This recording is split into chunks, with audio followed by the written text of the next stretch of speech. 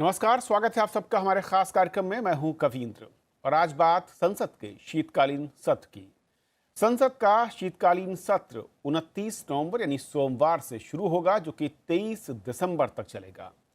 इस बार शीतकालीन सत्र में कुल 20 बैठकें संभावित हैं और शीतकालीन सत्र में 26 विधेयक अब तक सूचीबद्ध किए गए हैं, जिनमें महत्वपूर्ण है 3 कृषि कानूनों को निरस्त करने वाला बिल, इसके अलावा क्रिप्टो करेंसी विधेयक भी शामिल है और इसके साथ ही कुछ महत्वपूर्ण विधायी कामकाज होने की उम्मीद है और इस नज़रिए से ये सत्र बेहद महत्वपूर्ण हो जाता है।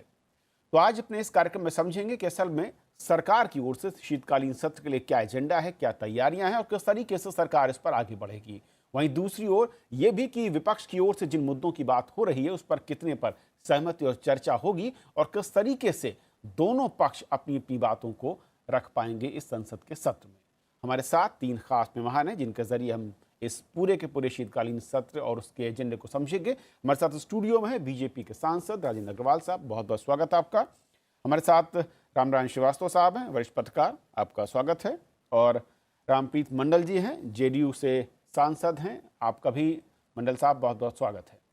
शुरुआत में अग्रवाल जी आपसे करना चाहूँगा, क्योंकि आप सत्ता पक्ष हैं और इस सत्र को बेहद महत्वपूर्ण माना जा रहा है और सबसे बड़ी जो चर्चा है सत्र के पहले ही जो प्रधानमंत्री जी ने कहा कृषि कानूनों की वापसी को लेकर, जिस तरीके से क्या कुछ इस बार आपको लगता है कि बड़े मुद्दे इसके अलावा हैं और किस तरीके से सरकार ने अब तक उनकी तैयारी की, चाहे वो अपने सहयोगी दलों से बातचीत करने की बात हो या फिर विपक्षी दलों को साथ लाने की? देखिए, बात तो सदैव होती है और होनी भी चाहिए और हमेशा जब सत्र होता है तो इस आशा के साथ ही सत्र के अंदर हम लोग प्रवेश करते हैं, सदन में प्रवेश करते हैं कि चर्चा होगी, गंभीर चर्चा होगी। हमेशा महत्वपूर्ण एजेंडा संसद के सामने होता ही है। पिछले सत्र के अंदर भी था, लेकिन चलिए वो बात बीत गई और अब जैसा माननीय प्रधानमंत्री जी ने कहा, फिर कैबिनेट ने भी इसको मंजूरी दी है। कृषि कानूनों को वापसी लेने का विषय बहुत महत्वपूर्ण विषय है। 1 साल भर तक देश आंदोलित रहा है उसके ऊपर और जो भी उसमें बात कही मैं उसको दोहराना नहीं चाहता कि हम समझा नहीं पाए। अन्यथा कृषि बिल हमने अच्छी नीयत से बनाए थे, किसानों के हित में बनाए थे। वो सब बातों पर चर्चा होगी, इसको जो भी है और मैं समझता हूँ बहुत महत्वपूर्ण। इसके अलावा क्रिप्टो करेंसी, आज एक जो फॉर्मल करेंसी है उसके लिए वो एक प्रकार का खतरा, अनरेगुलेटेड है वो, उसके बारे में बड़ी आशंकाएँ हैं और बहुत लोग उसमें एक लुभावने आकर्षण के कारण से उसमें आकर्षित हो रहे हैं, तो हमारी अर्थव्यवस्था को प्रभावित कर सकता है वो। तो आरबीआई के गवर्नर ने भी उसके संबंध में टिप्पणी की और भी लोगों ने की, अर्थशास्त्रियों ने। वो बड़ा एक महत्वपूर्ण विषय है।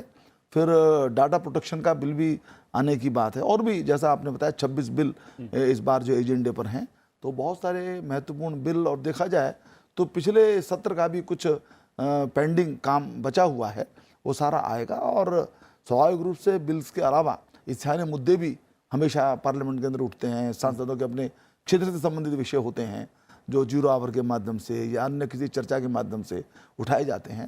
तो इसमें तो कोई शक ही नहीं है, इस बात को सब लोग स्वीकार भी करते हैं कि संसद चर्चा के लिए, संवाद के लिए है और सांसद के लिए, सरकार के लिए, विपक्ष के लिए ये एक ऐसा अवसर होता है जिसके माध्यम से वो देश के सम्मुख अपनी बात रखते हैं। और मुझे पूरी उम्मीद है, सरकार की भी कोशिश सदैव ये रहती है और विपक्ष की भी ये कोशिश होनी ही चाहिए, हमें अपेक्षा भी है कि जरूर रहेगी। उन्होंने पिछली बार काफ़ी अपनी नाराज़गी व्यक्त कर ली, इस बार अच्छे से सहयोग करके सत्र चले और प्रोडक्टिविटी बढ़े। मैं समझता हूँ, मुझे पूरी उम्मीद है सत्र चलेगा अच्छे से। लेकिन जिस तरीके से अब तक जो बयान हैं विपक्षी दलों की ओर से, चाहे वो कांग्रेस पार्टी हो या फिर अन्य जो क्षेत्रीय दल हैं जिनके प्रतिनिधि संसद के अंदर हैं, 3 बड़ी चीज़ें उनकी ओर से नज़र आ रही हैं अगर मैं उन शब्दों को पढ़ना चाहूँ तो। कि एक तो ये कि कृषि कानूनों को वापसी को लेकर भी वो मांग ज़रूर करते रहे हैं, लेकिन उनके तेवर कुछ अलग तरीके से और इस मसले पर वो सरकार को एक बार फिर से घेरने के लामबंद होते नजर आ रहे हैं। दूसरा, एमएसपी को लेकर जिस तरह से किसान मांग कर रहे हैं वो उसके साथ उसे शायद और ज़्यादा बड़ा करना चाहते हैं। और तीसरा, महंगाई भी एक बड़ा मुद्दा उन्होंने कहा है जो कि संसद सत्र में हम चर्चा और उस पर सरकार से कदम उठाने के लिए विवश करने की कोशिश करेंगे। ये तीनों चीज़ों पर कैसे आप डील करेंगे विपक्ष को? नहीं, हमारी नीयत बिल्कुल साफ है। हमने जैसे कृषि बिलों के बारे में भी कहा, जैसे मैंने अभी भी कहा, कृषि बिल हमने अच्छी नीयत से लेकर के आए थे और जो कमजोर छोटा जो किसान है उसको राहत मिले। आज जमीन को आप बढ़ा नहीं सकते, जमीन को सीमित उसके रहने की एक मजबूरी है, जमीन नहीं बढ़ा सकते आप, लेकिन उस जमीन का बेहतर उपयोग करके, उसको अधिक अवसर दे करके, विपणन के अधिक अवसर दे करके, कुछ जो है ग्रामीण अर्थव्यवस्था को बढ़ा करके, यानी उसके अनेक उपाय किए गए थे किसान को अच्छा अवसर दे करके। लेकिन चलिए वो नहीं हुआ, और ये बात तो ठीक ही है कि कुछ वर्गों को ऐसा लगता है कि ये विधेयक वापस हुए हैं तो ये कुछ हमारी जीत है।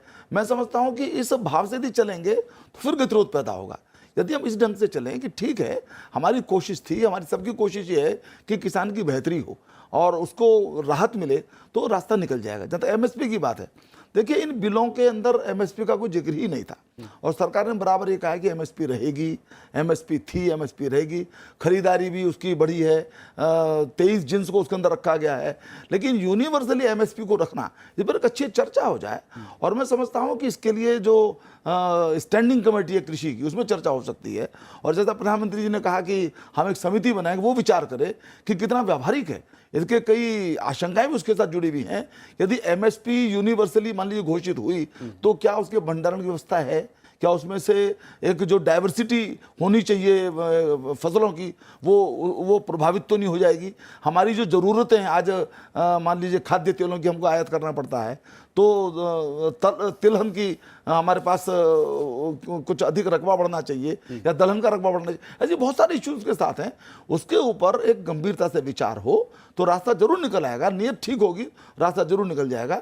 और जहाँ तक महंगाई की बात है, देखिए महंगाई के विषय में पिछली बार भी विषय उठा था, और महंगाई है, और इसमें कोई शक नहीं है, सरकार कोशिशें भी कर रही है। कुल मिलाकर के सारी जो अर्थव्यवस्था वो स्ट्रेस में है।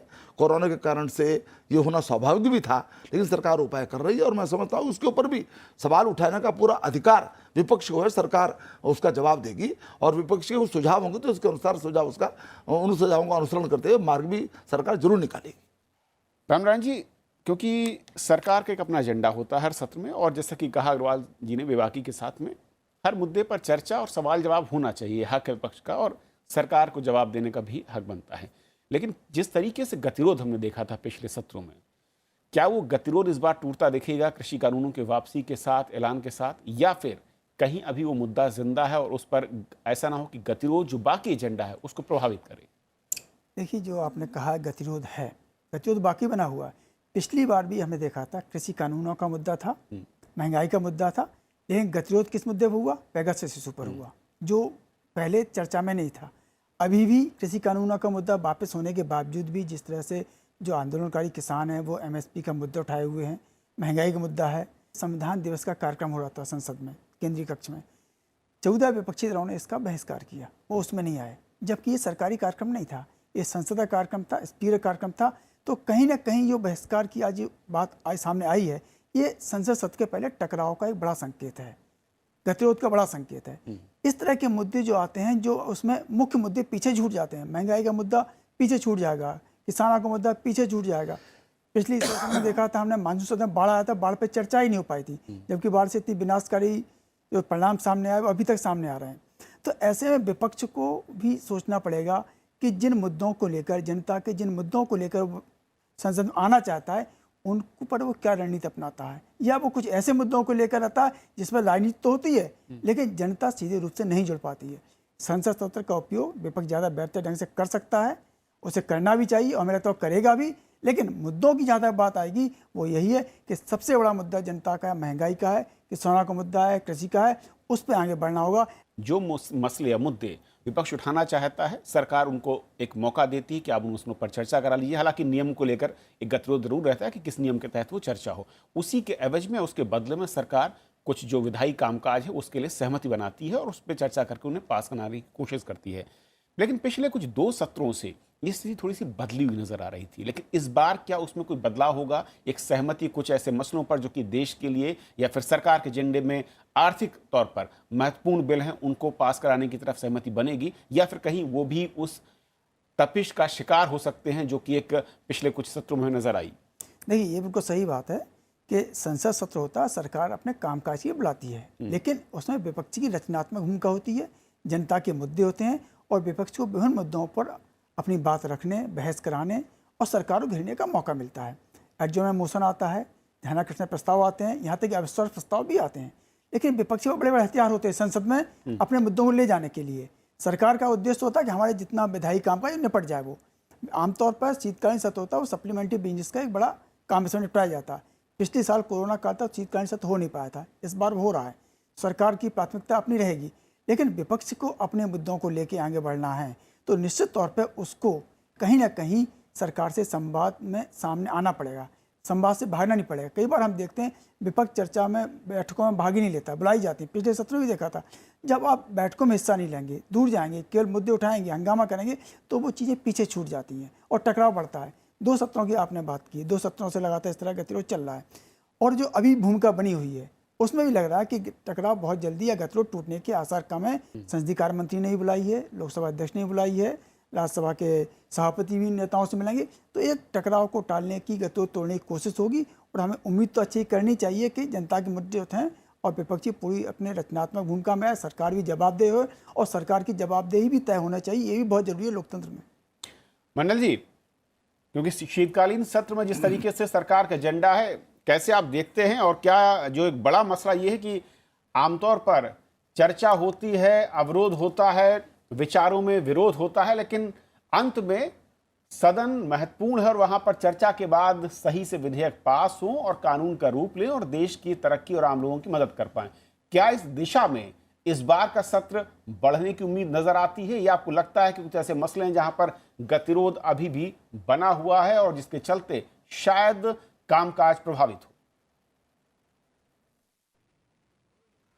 सबसे पहले तो मैं आपको हार्दिक अभिनंदन करता हूं, इस प्रोग्राम में मुझे आपने आमंत्रण किया, और आपके इस माध्यम से मेरे जितने भी माननीय सांसद हैं, चाहे पक्ष में है, चाहे विपक्ष में है, चाहे सरकार में है, सरकार के अलग से बैठते हैं, सबों से मैं अनुरोध करूंगा कि कम से कम इस बार का जो सत्र शुरू हो, उस सत्र में हम लोग अनुशासन का पालन करें और सरकार का साथ दें। जैसा कि आप सब जानते हैं, हम जनता के नुमाइंदे हैं।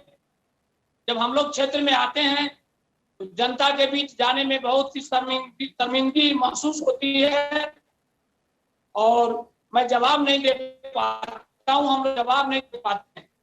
रही बात, मैं अनुरोध करूंगा कि हमारे आगामी 4-5 राज्यों में जो चुनाव होने वाला है, तो ये सत्र में जो अभी संसद सत्र चलेगी शीतकालीन, मैं आशा करूंगा सारे हमारे जितने भी मतलब हमारे माननीय सांसद हैं, चाहे वो मंत्रीगण हो, जो अपोजिशन के नेता हो, उनसे आग्रह करूंगा आप लोग सबको सुचारू रूप से चलाने का कार्य कीजिए, और हम सरकार माननीय प्रधानमंत्री जी के हाथ को मजबूत कीजिए, और जो देश की जनता की जो कमियां हैं, जो दुख है, जैसे कि आपने उठाए, हमारे एक माननीय सांसद ने उठाए कि हमारे यहाँ कुछ जैसे कि दाम बढ़ गया है सारे चीजों का, ये सारे वस्तु हम लोग शांतिपूर्वक अगर हाउस में बैठेंगे, सत्र में बैठेंगे, सुचारू रूप से चलाएंगे, ये जनता तक हम लोग कोशिश करेंगे कि क्यों कीमतें बढ़ी है। अग्रवाल साहब, क्योंकि ये बहुत महत्वपूर्ण है एक चीज़ की हम देखते ज़रूर हैं और उम्मीद भी करते हैं कि सदन पक्ष और विपक्ष दोनों की महती जिम्मेदारी है कि मिलकर उसे चलाएं, लेकिन आमतौर पर तस्वीर इससे उलट कई बार दिखती है। और एक और चीज़ मैं कहूँगा जो शायद आप उस पर सहमत होंगे कि जब भी राज्यों के चुनाव होते हैं नज़दीक, तो उसका असर जो भी सत्र होता है उस पर साफ तौर पर नज़र आता है, यानी कि अवरोध या फिर मैं कहूँ कि जो सिलसिला है बहस है उस तरीके से वो ज़्यादा तीखा हो जाता है। नहीं, ये बात तो है, जब चुनाव आते हैं और ख़ासतौर से उत्तर प्रदेश जैसा बड़ा राज्य उसका चुनाव हो, जो देश की राजनीति में बड़ा एक उसका हिस्सेदारी है उसकी, तो थोड़ा लाउड तो हो जाते हैं दल हमारे संसद के अंदर भी। लेकिन इस बार मुझे उम्मीद इसलिए ज़्यादा लग रही है, देखिए पिछला सत्र हमने देखा, उसकी बार बार चर्चा करने की आवश्यकता नहीं है, लेकिन अब वो जैसे कृषि विधेयक वापिस होने हैं, तो विपक्ष तो चाहता ही था, उसकी बात उसके एंगल से सोचे यदि तो उसकी मांग पूरी हो गई, तो उसको चर्चा में भाग लेना चाहिए, और मुझे लगता है भाग लेंगे। वो जरूर एक्यूज करेंगे, हो सकता है एब्यूज भी करें सरकार को, उनका अधिकार है, एब्यूज ना करें, एक्यूज करें, जो कुछ करें उनका अधिकार है, तर्क के साथ बात करें, अपनी बात रखें, जो कुछ भी उनकी आशंकाएं हैं, जो भी उनकी इच्छाएं हैं, उनकी दलीय रणनीति है, उसको वो वहाँ रखें, सत्र संसद के अंदर रखें, और मैं समझता हूँ जरूर रखेंगे। बिल तभी तो आखिर बिल पास हुए तो वो कहते हैं कि आपने तो अकेले करा लिए। अब बिल्कुल हम भी चाहते हैं कि वापस हो रहे हैं और वो भी चाहते हैं वापस, तो अच्छे से चर्चा हो। तो मैं समझ इसमें कोई दिक्कत नहीं आनी चाहिए। क्रिप्टो करेंसी पर भी कोई, मैं नहीं समझता कोई दुविधा होगी। सब इस बात को मानते हैं कि हमारे नौजवानों के लिए, हमारी अर्थव्यवस्था के लिए खतरा हो सकता है। महंगाई के ऊपर चर्चा करने के लिए हमेशा सरकार तैयार रही है, वो करें। उसके ऊपर पिछली बार भी मंजूरी हो गई थी, चर्चा नहीं हुई। किसानों की स्थिति के ऊपर इन जनरल भी चर्चा मंजूर हो गई थी, नहीं हुई सदन के अंदर चर्चा नहीं हो पाई। तो जो सारी चीजें हैं बीएससी के माध्यम से अपने विषय को रखे, जो बिजनेस एडवाइजरी कमेटी रहती है उसमें विषय तय हों, और सरकार हमेशा ये चाहती है कि चर्चा हो। और मुझे इस बार ऐसा जरूर लगता है, ठीक है चुनाव का दबाव तो रहेगा, तात्कालिकता का दबाव जरूर रहेगा, और संसद के दोनों जो सदन हैं वहाँ से वो अपने अपने चुनाव क्षेत्र को एड्रेस जरूर करना चाहेंगे जो दल हैं, लेकिन मर्यादा के अंदर सारी चीज़ों को करें। और मेरा ऐसा इस बार तो मुझे भरोसा है कि चर्चा होगी और ये सत्र प्रोडक्टिव रहा। देखें यदि पिछले उसमें भी देखें, पिछले एक सत्र को छोड़ करके बाकी सब जगह थोड़ा बहुत गतिरोध होता था, थोड़ा बहुत गर्मा गर्मी भी होती थी, परंतु विपक्षी दल बराबर सहयोग करते थे और बहुत प्रोडक्टिव, उससे पहला सत्र बहुत प्रोडक्टिव था। तो इसलिए मुझे कोई आशंका नहीं है इस बार कि सत्र न चले, अच्छे से चलेगा और अच्छी प्रोडक्टिविटी रहेगी और अच्छा काम होगा। एक चीज़ और अग्रवाल साहब, क्योंकि विपक्ष के कई नेताओं को मैं सोशल मीडिया पर जो बयान सुन रहा हूँ या देख रहा हूँ, वो कह रहे हैं कि एजेंडा बहुत बड़ा है। जो बैठकें हैं उसकी अगर दिन के नज़रिए से देखा जाए तो एजेंडा सरकार का काफ़ी बड़ा है, और इस एजेंडे के अलावा विपक्ष के अगर मुद्दों पर चर्चा होगी तो ये बहुत ही कम दिन नज़र आते हैं। तो फिर रास्ता क्या होगा? नहीं, रास्ता तो है, जरा ज़्यादा समय बैठेंगे। सत्र जब चलता है तो लगातार 11 बजे तक 12 बजे तक बैठना, इसमें क्या दोष क्या है? बैठे और उसमें फिर आनंद भी आता है, और बल्कि मन को संतुष्टि होती है हमने अच्छा काम किया। तो मैं समझता हूं कि इस सत्र के 20 जो सिटिंग्स इसमें हैं, 20 सिटिंग्स के अंदर जो नॉर्मल टाइम है उसको यदि हम बढ़ा दें तो आराम से इसको 1.5 गुना तो हम कर ही सकते हैं। तो इसमें कोई कठिनाई नहीं है। और समस्या ये भी है कि अगला जो बजट सत्र है उसके लिए केवल 1 महीने का गैप तब भी रहता है, तो इसलिए एक सीमा है। सामान्यतः 23-24 दिसंबर के आसपास ये सत्र समाप्त होता ही है। तो यदि जो कम समय है उसको भी हम अधिक काम करके उसकी काफ़ी कुछ क्षतिपूर्ति कर सकते हैं, और उसके कारण से एक प्रकार से जो पिछला सत्र में हम काम नहीं कर पाए उसकी भी भरपाई होगी। हमारे मन को भी संतोष होगा। अभी जैसे मंडल जी कह रहे थे, हमको तो अच्छा नहीं लगता क्षेत्र में जाने से, हम जरा अच्छे ढंग से क्षेत्र में कह सकें देखो भाई हमने संसद के अंदर अपनी भूमिका उठे से निर्वाह किया है। मंडल जी, ये वाकई बहुत महत्वपूर्ण हो जाता है कि जब भी सत्र होता, कोई भी सत्र हो, एक शिकायत विपक्ष, कोई भी दल जब विपक्ष में होता है वो कहता है कि ये एजेंडा बड़ा है और हमारे लिए वक्त कम, हमारे मुद्दे इसमें आ नहीं पाएंगे। असल में इसका रास्ता क्या है? जो अग्रवाल साहब कह रहे हैं कि भाई चर्चा देर तक कीजिए, अगर आप शांतिपूर्वक और चर्चा में शामिल होते हुए समय का सही बंटवारा किया जाए तो क्या ये मुमकिन है कि एजेंडे के साथ विपक्ष या फिर तमाम दलों के मुद्दे भी शामिल हो जाएं, उस पर भी एक सार्थक बहस हो पाए? बातों से सहमत हूं। हम लोग हाउस में सदन में होते हैं तो हम लोग अनुशासन पालन नहीं करते हैं।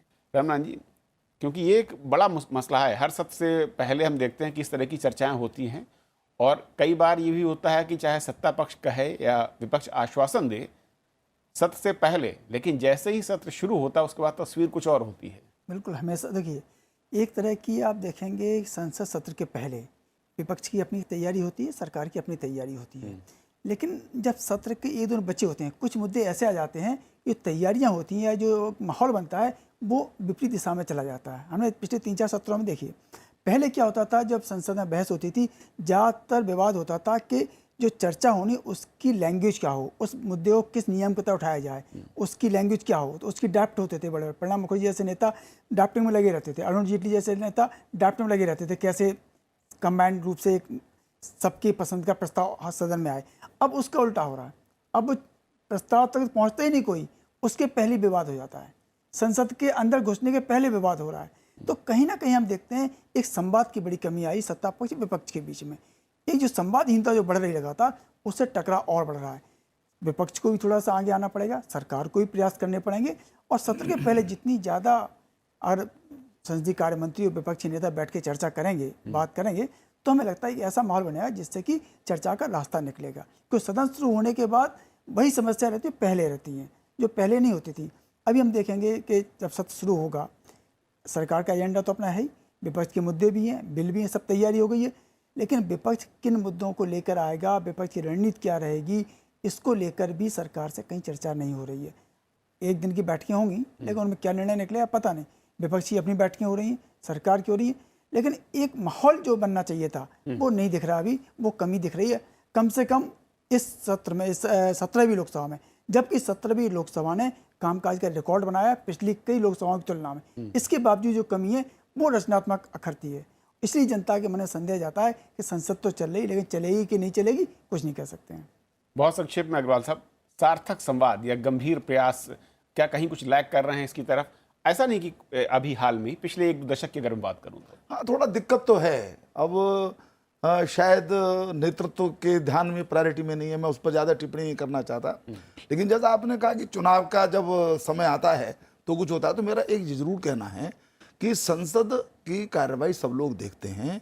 यहाँ से आप अपने इलेक्टोरेट को भी बेहतर संदेश दे सकते हैं कि आप उनकी समस्याओं के प्रति गंभीर हैं। बिल्कुल। आप हंगामा यदि करते हैं वो संदेश नहीं जाएगा, उसे गैर जिम्मेदारी का संदेश जाएगा। इसलिए मेरा तो हमारे विपक्षी दलों के जो माननीय सदस्य हैं उनसे मेरा अनुरोध है कि वो अपनी जनता तक भी यदि कोई अपनी बात ठीक से पहुंचाना चाहते हैं तो इस सत्र का उपयोग करें, अपने मुद्दों को अच्छे से कहें, सरकार जवाब देगी, जनता फैसला करेगी। बिल्कुल, बहुत बहुत शुक्रिया आपके मेहमानों का हमारे साथ इस महत्वपूर्ण चर्चा में शामिल होने के लिए।